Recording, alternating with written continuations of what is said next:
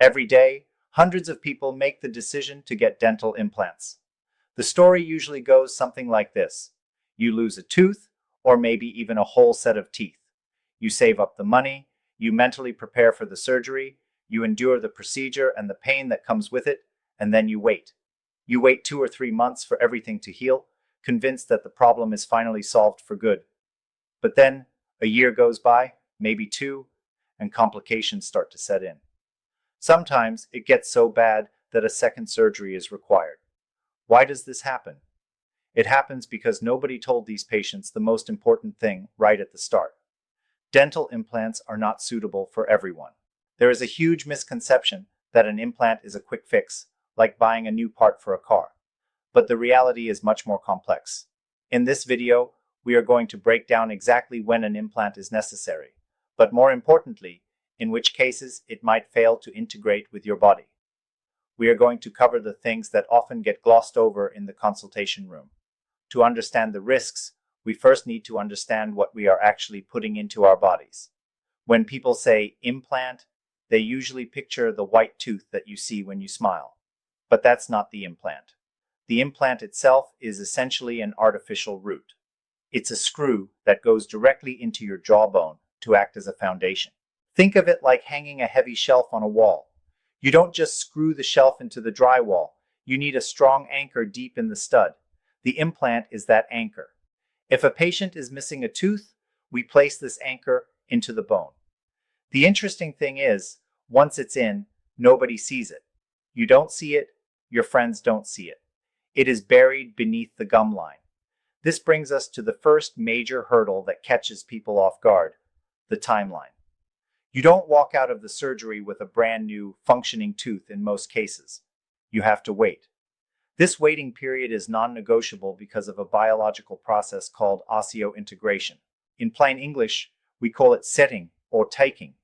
But medically, osseointegration is where the magic happens. Your bone cells, specifically osteocytes, need to physically grow into the threads of that titanium screw. They literally penetrate the surface of the implant to lock it in place. When we first screw the implant in, it's only held there by the mechanical pressure of the threads, like a screw in wood. There is no biological connection yet.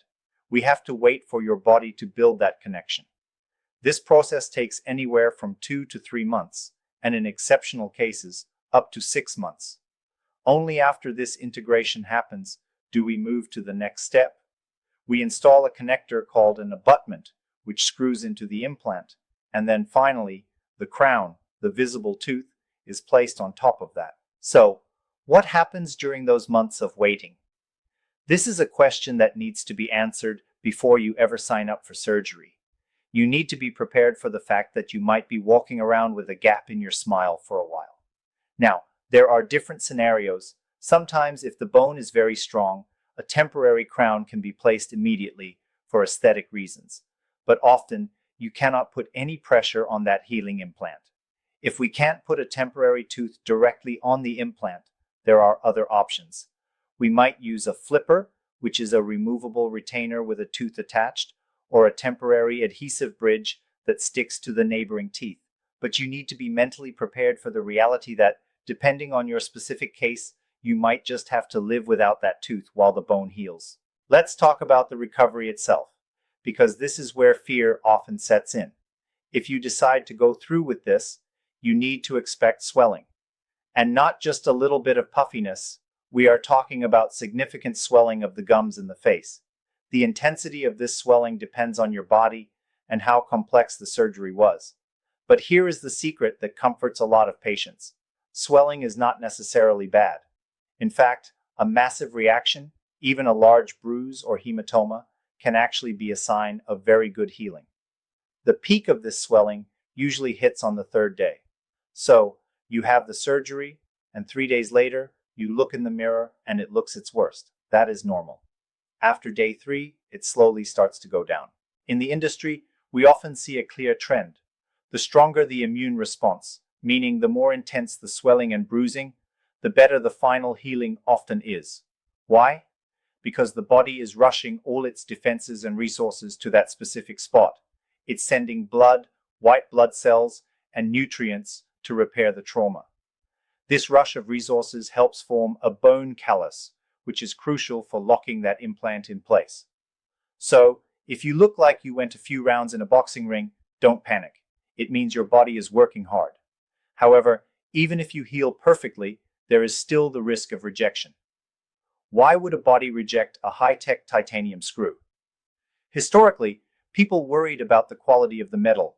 Years ago, titanium alloys might have had impurities or mixtures of other metals that caused reactions. Today, modern dental titanium is incredibly pure. The risk of rejection due to the material itself is extremely low. When rejection happens now, it's usually due to two things: the patient's individual biology or underlying health conditions. Sometimes the body just doesn't tolerate a foreign object, or the bone fails to grow into the threads. If the implant fails, if it gets loose or falls out, it can be devastating, but it is rarely a permanent defeat. There is a standard protocol for this. If an implant fails, we contact the manufacturer. We analyze why it happened. In most cases, the solution is straightforward. We remove the loose implant, clean the area thoroughly, and let it heal for about 3 to 6 months to regenerate the bone. Once the site is healthy again, we simply place a new one. It's a setback, not the end of the road. This brings us to the most critical part of this discussion. Who should never get an implant? There are specific red flags that, if ignored, almost guarantee failure. First is diabetes mellitus, specifically the uncontrolled kind.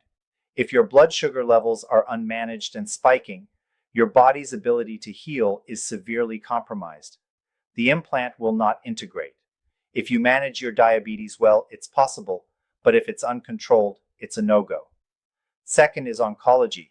If you are currently undergoing cancer treatment, implants are generally contraindicated. The body is under too much stress, and the immune system is too occupied to handle the integration of an implant. Third, and this is one people often forget to mention, bisphosphonates. These are medications often used to treat osteoporosis. They affect how bone regenerates. If you are taking these drugs, placing an implant can lead to serious complications like bone necrosis, where the bone essentially dies. Fourth are immunodeficiency diseases, like uncontrolled HIV. Again, the body needs a robust immune system to heal the bone around the screw. Finally, there is age. This surprises many parents. Patients under the age of 18 and sometimes up to 21 should not get implants. Why? Because their jaw is still growing. An implant stays exactly where you put it. It doesn't move. But your natural teeth and your jawbone do move as you finish growing. If you place an implant at 16, by the time the patient is 21, that implant will look like it has sunk into the gum or is completely out of alignment with the rest of the smile. It becomes an aesthetic disaster. And honestly, hearing all those risks should make one thing very clear. The best implant is the one you never need. Keeping your natural teeth is always superior to any titanium screw. If you are struggling with bleeding gums, sensitivity, or just want to avoid the dentist's chair, you need to hear about a strange, new, red dental foam hack. It takes just 10 seconds a day, and unlike regular toothpaste that might be stripping your mouth's defenses, this foam targets the hidden bacterial biofilm, the actual root cause of decay and gum disease. It's a fascinating breakthrough that can help remineralize your teeth while you sleep. I've put a QR code right here on the screen. Point your camera at it to see exactly how this red foam works. I also pinned the link to that presentation in the top comment below. It's worth a watch if you want to save your smile before it gets to the point of surgery. So, with all these risks, warnings, and waiting periods, why do we still consider implants the gold standard of dentistry? Why go through all of this? The advantages are massive, but they are often not explained clearly. The biggest advantage is saving your other teeth. Before implants, if you lost a tooth, the only fixed option was a dental bridge. To make a bridge, you have to grind down the two perfectly healthy teeth on either side of the gap to act as supports.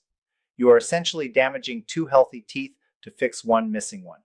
With an implant, we don't touch the neighbors. They stay intact and healthy. Another major benefit is bone preservation.